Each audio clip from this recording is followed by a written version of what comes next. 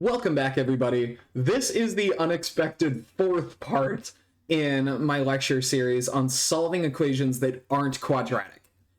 If you haven't seen the last three videos, please go and check those out now, as that information is going to be relevant to this video, where we're going to learn how to solve equations that have absolute values in them. Let's get started.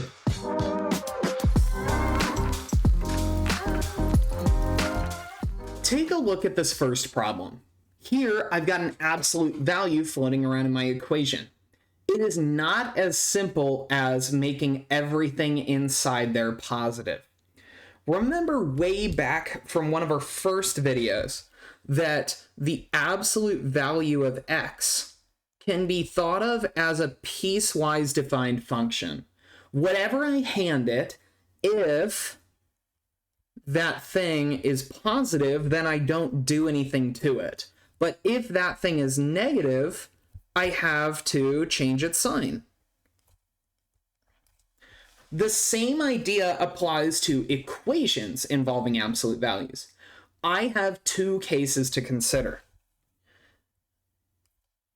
The first case is that x minus 2 happens to be positive. Right? The thing in the absolute value is positive.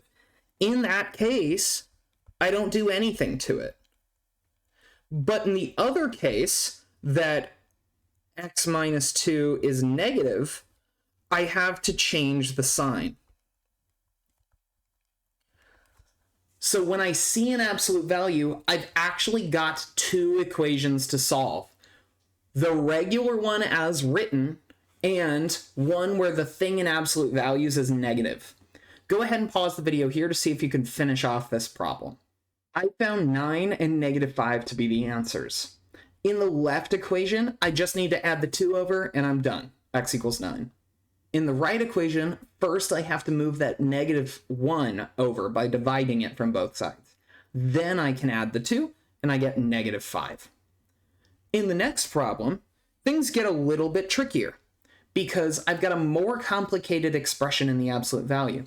But nothing here is changing about the solution process. See if you can tackle it on your own. The solution that I came up with was 4 and negative 4 bits. Remember, I have two cases in all my absolute value problems. One of them is that the thing in the absolute values is positive, so I don't do anything to it. That's case 1, as I've listed it here.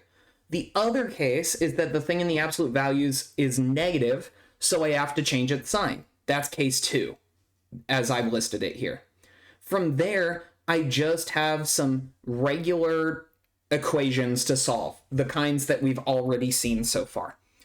Going through this process, I arrive at that conclusion, and I'm going to zoom out so that you can pause the video here to review my work if you need to.